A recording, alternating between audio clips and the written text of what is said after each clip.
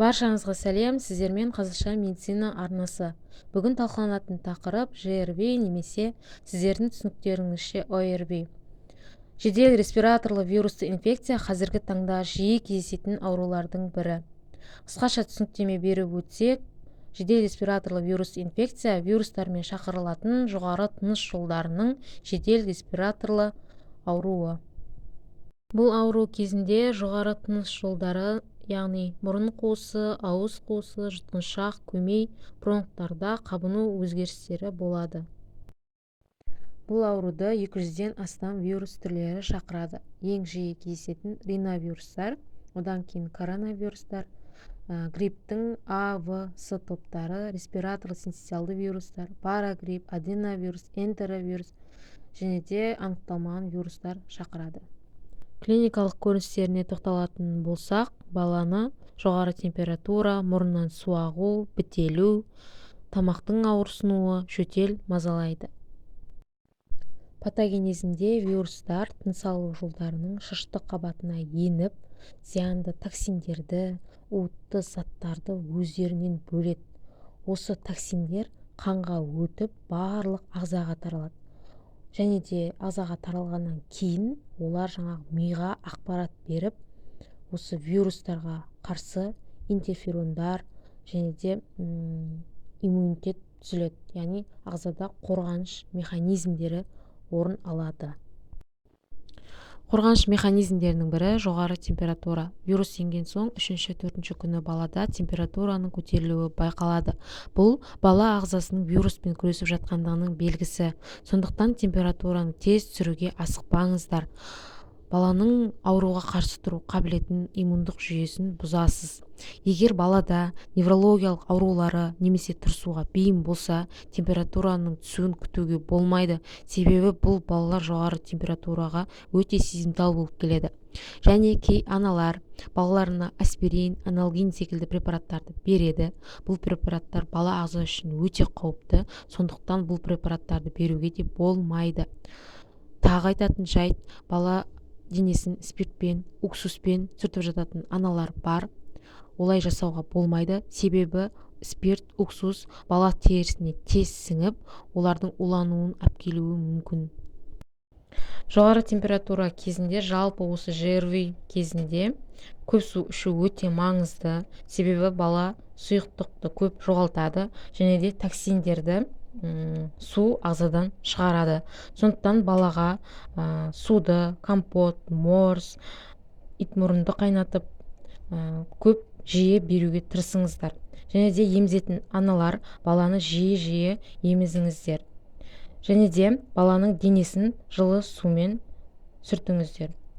Және витамин С беріңіздер. Сондай-ақ осы температура тым жоғары және де жаңа аталып өткен көрсеткіштер бойынша ибуфен, нурофенді баланың салмағына қарай есептеп беру керек.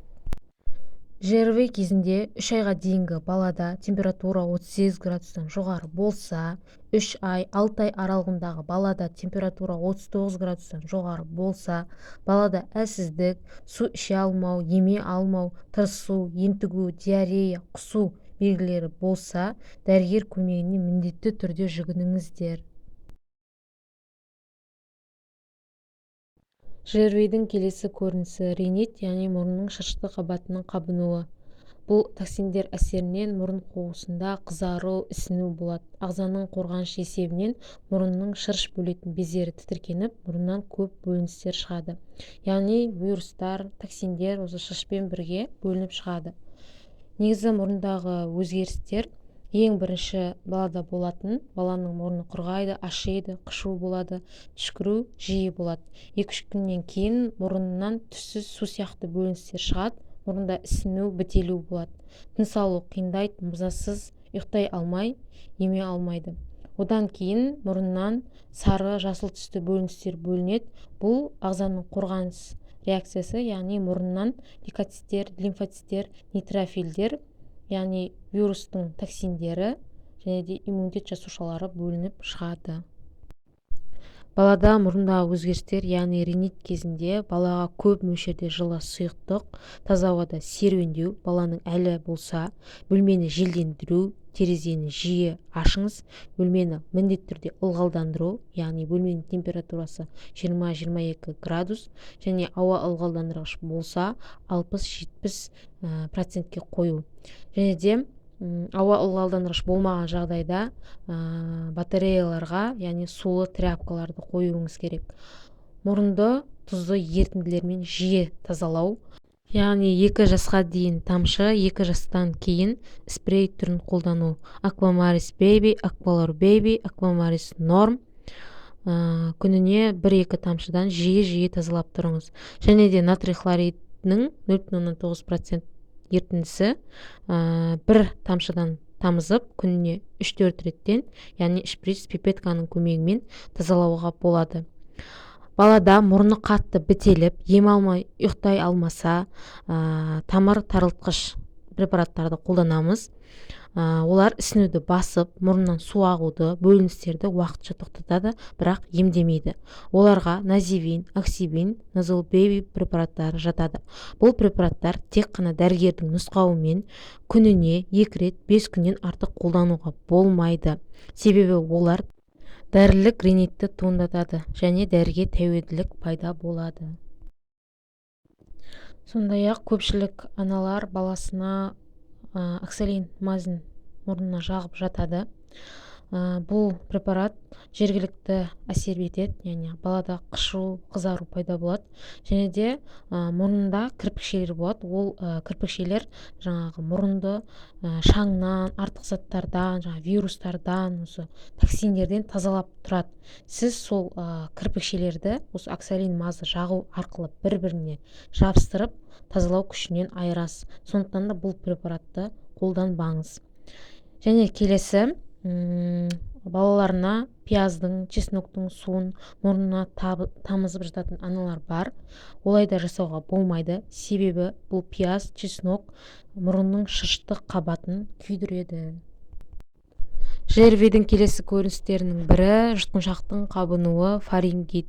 Фарингит кезінде балада жұтқыншақтың артқы қабырғасында, яғни тамағында қызару, ісіну, қабыну көріністері болады. Бала бұл кезде ашуға, ауырсынуға шағымданады. Бұлардың барлығы токсиндердің уытты әсерінен. Бұл кезде балаға жылы су беріңіз, барынша көп беруге тырысыңыз, және де бөлмені ылғалдандыру, тұзды сумен тамағын шаю үлкен балаларда, және де соруға арналған дәрілерді беру, стрепсилис, доктор мом, және де құртты да осы соруға болады. ЖРВ кезінде ағзаның қорғаныш механизмі есебінен балада жөтел пайда болады. Сондықтан жөтел пайда болған кезде қорықпаңыз. Жөтел бұл қабынуды басып, ағзадан қақырықты шығарады. Кей аналар жөтелге қарсы сироптарды беріп, ленкас, доктор мом деген сияқты жөтелді басуға тырысады. Олай жасамаңыз, себебі жөтелді басып тастап, сіз қақырықтың шығуын тоқтатасыз. Бұл жөтел кезінде балаға міндетті түрде жылы су жиі беріп отыруыңыз керек. Себебі ол қақырықты жұмсартып шығуына көмектеседі. Таза ауада серуендеу, бөлмені желдету. Бала бөлмеде ылғалдылық азайған кезде бала қақырықты шығара алмай, қиын жөтелетін болады. Бұл кезде жылы суды жиі беріп, бөлмені ылғалдандырып, терезені ашып, жиі сүртіп отыру керек. Фарингиттен кейін қабыну процесі бронхтарға өтеді. Бұл кезде өкпеде симметриалды түрде екі жағынан да естілетін сырылдар пайда болады. Бұл сырылдар жөтелген кезде кетеді.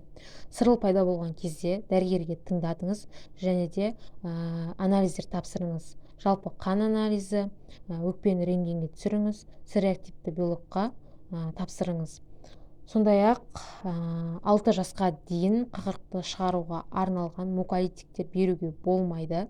Амбро, лазолбан, бромгексин сияқты. Себебі кіші жастағы балалар қақырық шығара алмайды. Соның нәтижесінде қақырық өкпеге жинала беріп, оның төменгі бөліктеріне түсіп, пневмонияны тудырасыз.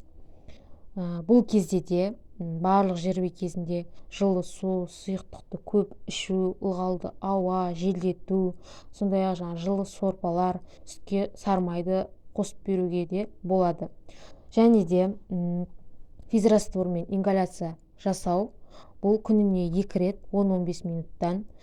Және де кей аналар осы ингаляция жасаған кезде жөтел пайда болса, қақырық пайда болса, биредуалмен, пульмикортпен, шөп дәрілермен, боржомимен ингаляция жасап жатады. Олай жасауға мүлде болмайды. Себебі бұның биредуалдың, пульмикорттың көрсеткіштері мүлде басқа.